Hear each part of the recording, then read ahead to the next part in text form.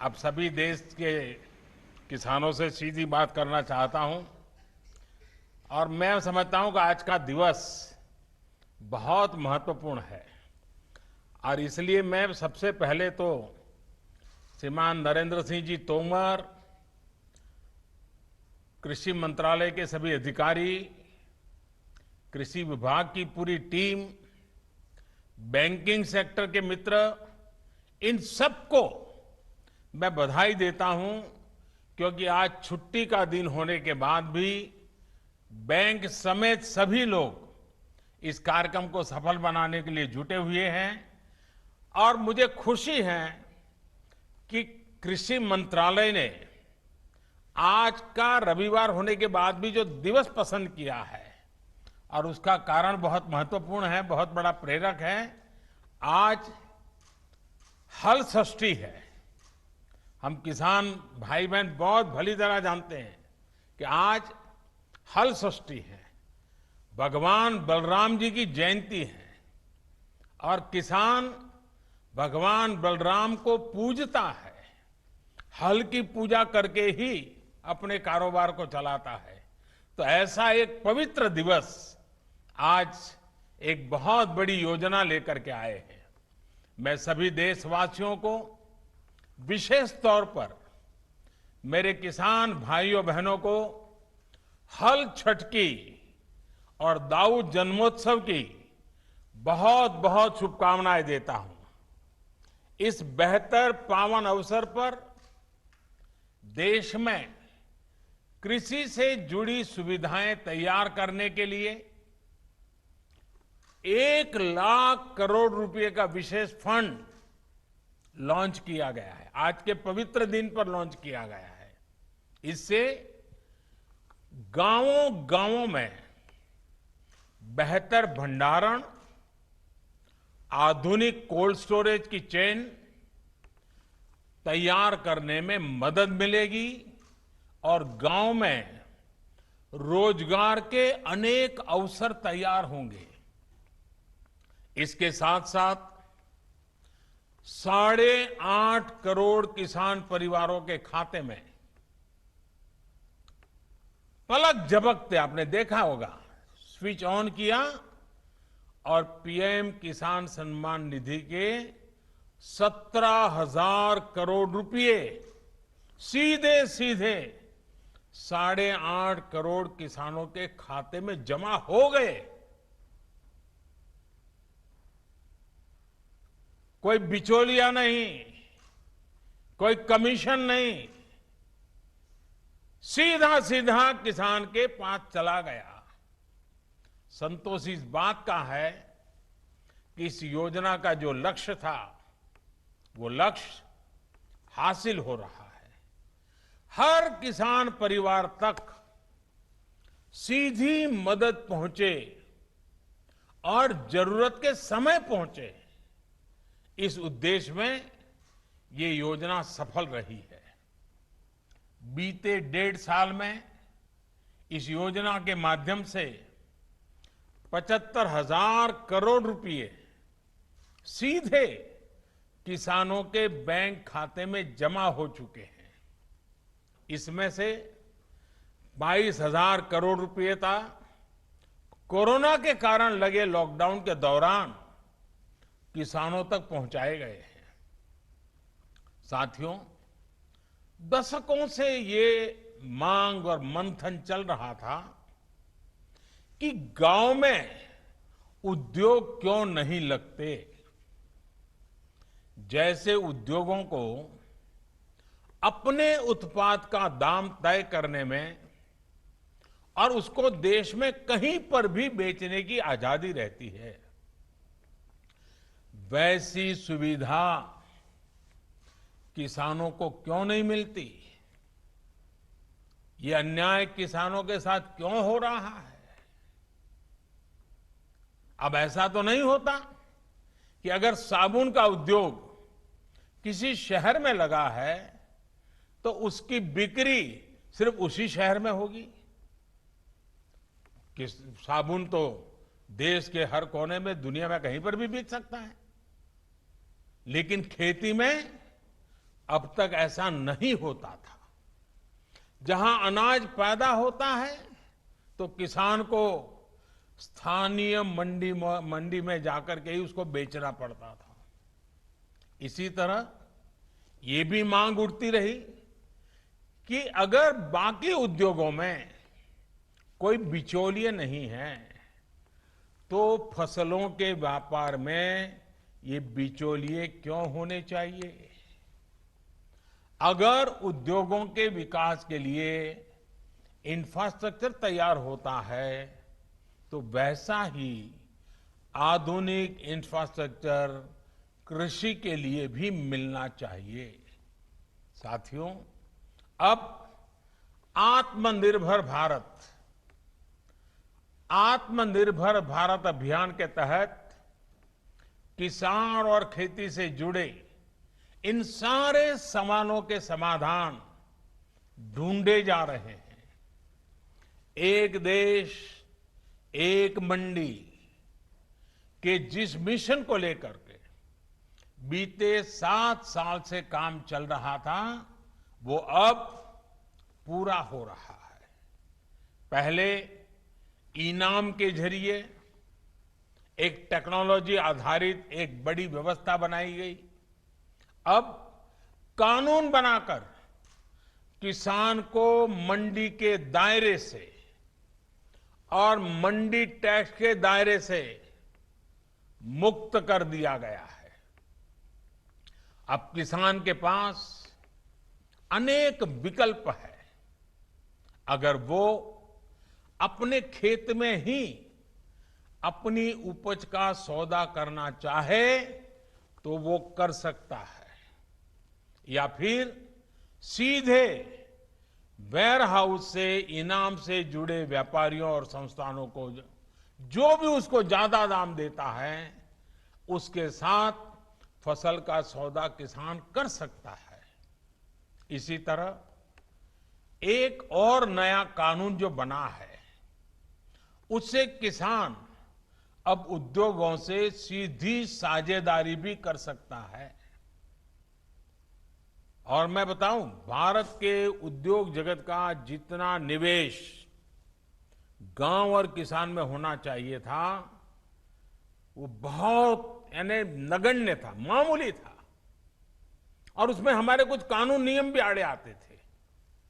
अब देखिए, जैसे आलू का किसान चिप्स बनाने वालों से फल उत्पादक यानी बागवान जूस, मुरब्बा, चटनी या कोई आयुर्वेदिक पौधे वाले किसान है तो फार्मेसी को, जैसे उत्पाद बनाने वाले जो उद्योग हैं उनके साथ वो पार्टनरशिप कर सकता है। इससे किसान को फसल की बुआई के समय तय दाम मिलेंगे जिससे उसको कीमतों में होने वाली गिरावट से राहत मिल जाएगी।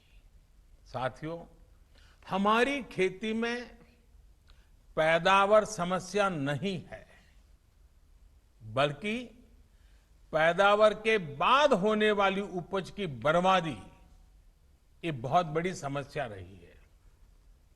इससे किसान को भी नुकसान होता है और देश को भी बहुत नुकसान होता है।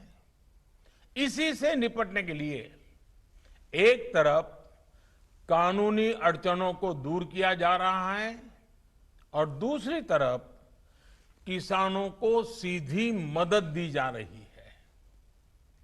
अब जैसे आवश्यक वस्तुओं से जुड़ा एक कानून हमारे देश में बना था और कई दशकों पहले बना था, लेकिन वो क्यों बना था? क्योंकि उस समय देश में अन्न की कमी थी, भारी कमी थी, और इसलिए उस कानून की जरूरत थी। लेकिन आज तो अन्न के भंडार इतने भरे पड़े हैं कि इस प्रकार की रोक किसान का भी, अर्थव्यवस्था का भी और कंज्यूमर का भी नुकसान होता है। लेकिन बड़ा हैरानगी है कि ये कानून अभी भी चलता रहा। जब हम दुनिया के दूसरे बड़े अन्न उत्पादक बन चुके हैं तब इस कानून की कोई जरूरत नहीं है। गांव में अगर अच्छे गोदाम नहीं बन पाए, कृषि आधारित उद्योगों को अगर प्रोत्साहन नहीं मिल पाया, तो उसका एक बड़ा कारण ये कानून स्वयं में एक बहुत बड़ा रुकावट था। और इस कानून में ये भी एक दुर्भाग्य रहा कि इस कानून का उपयोग से ज्यादा बाबुओं ने उसका दुरुपयोग किया।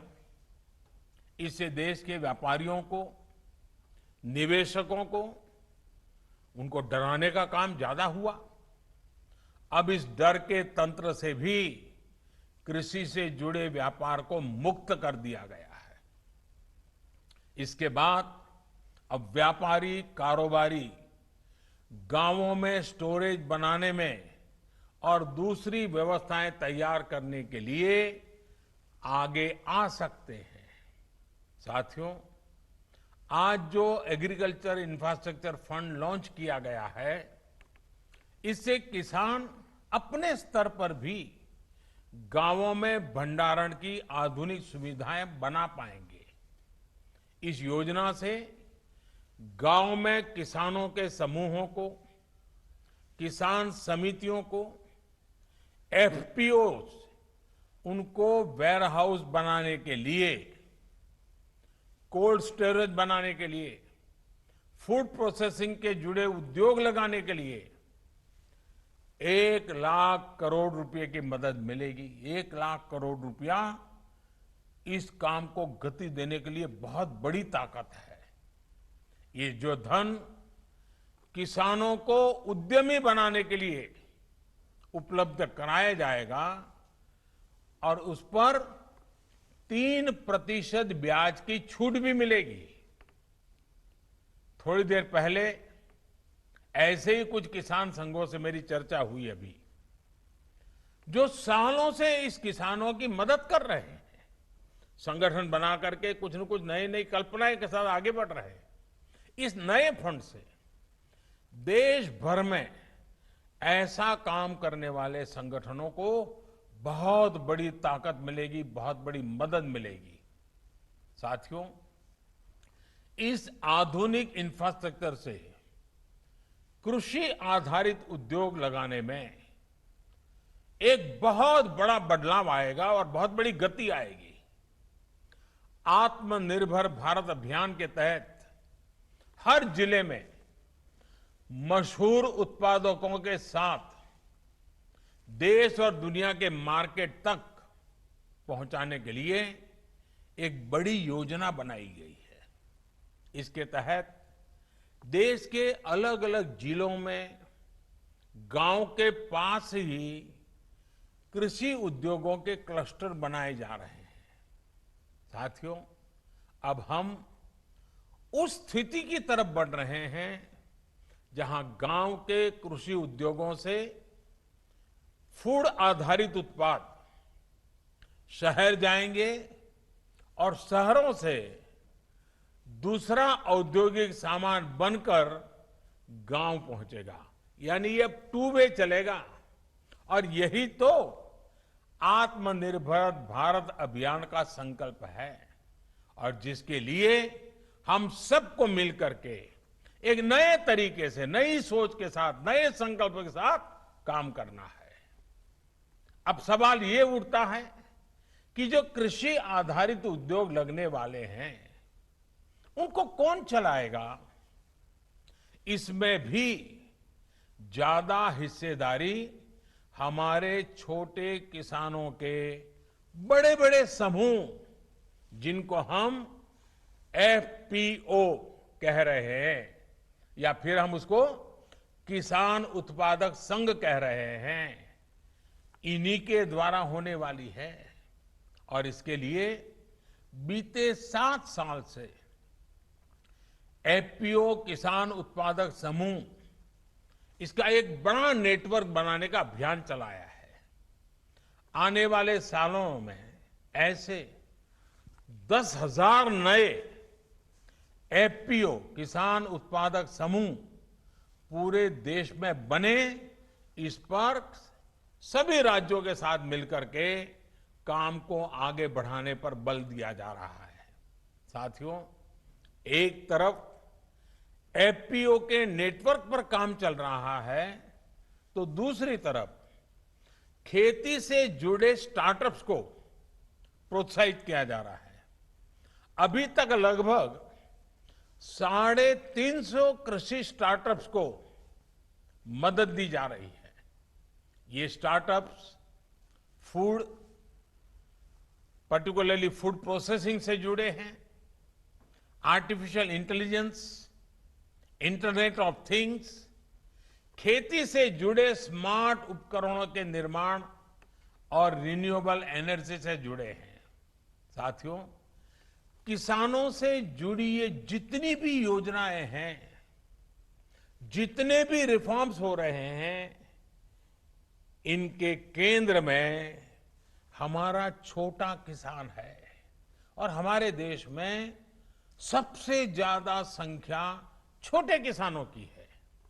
यही छोटा किसान है जिस पर कोई भी आपत्ति आए तो सबसे ज्यादा परेशानी छोटे किसान को होती है।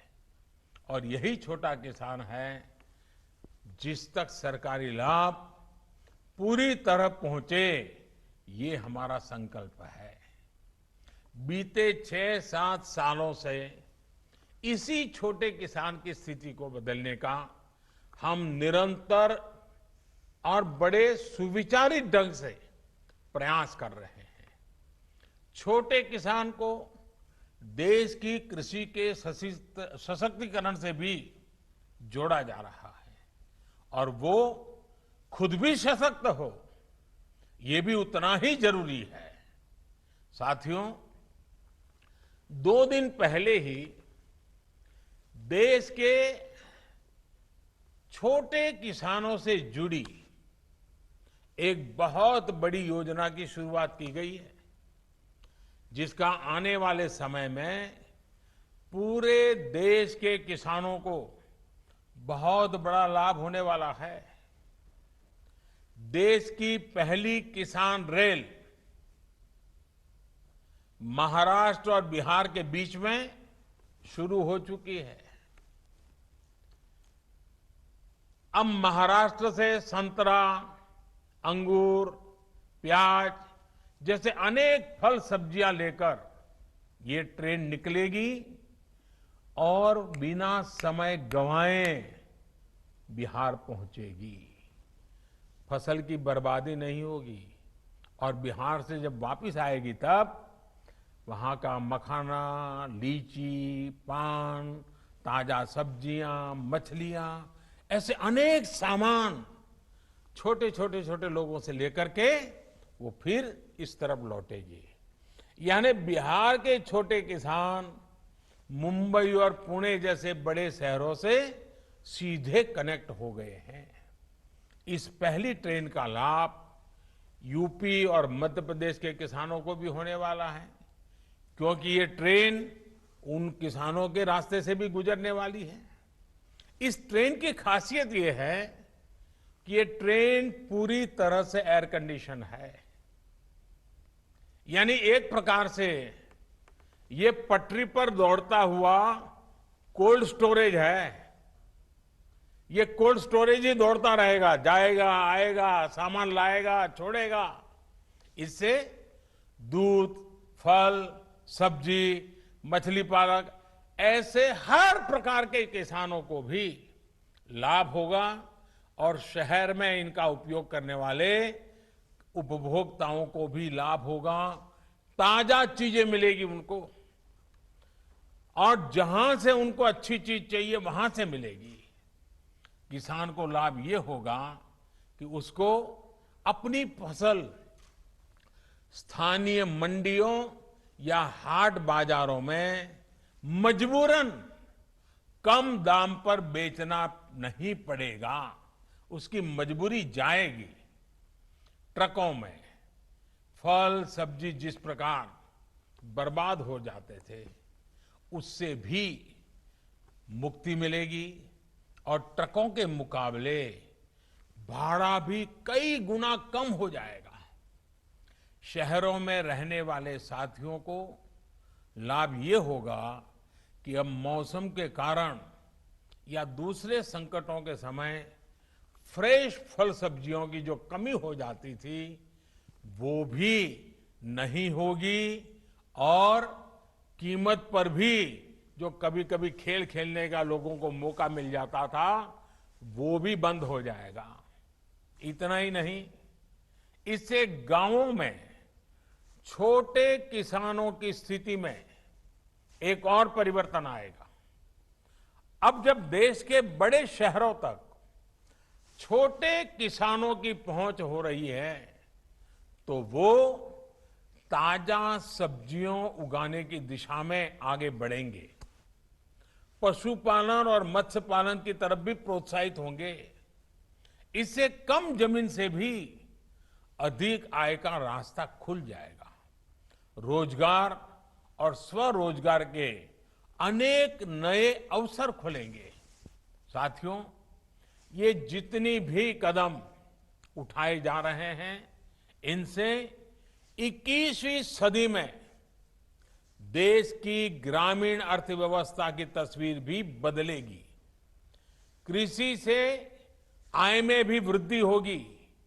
हाल में मिल गए हर जितने भी निर्णय लिए गए हैं, हर निर्णय आने वाले समय में गांव के नजदीक ही व्यापक रोजगार तैयार करने वाले अनेक अवसर इससे होने वाले हैं।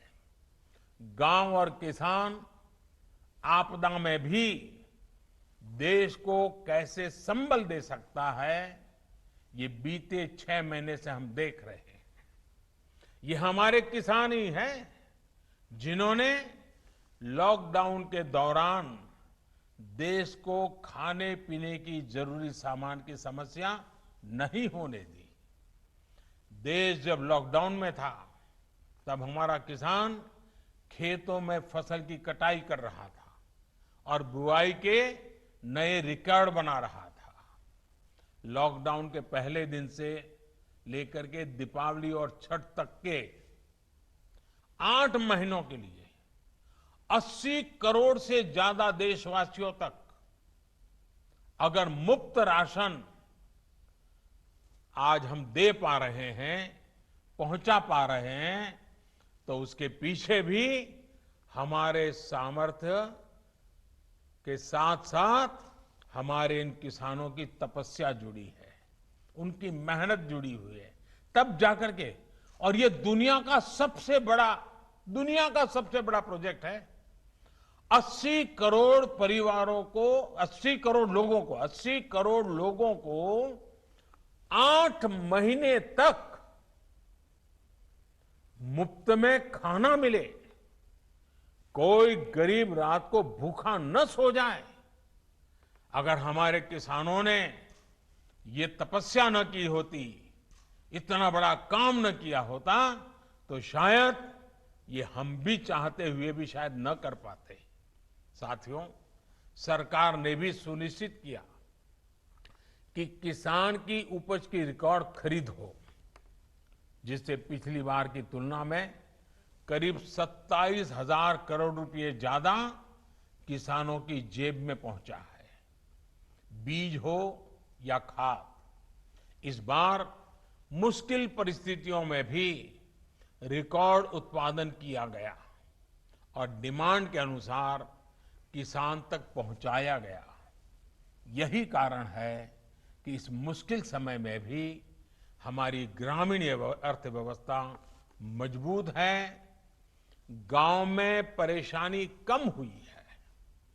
हमारे गांव की ये ताकत देश के विकास की गति को भी तेज करने में अग्रणी भूमिका निभाए।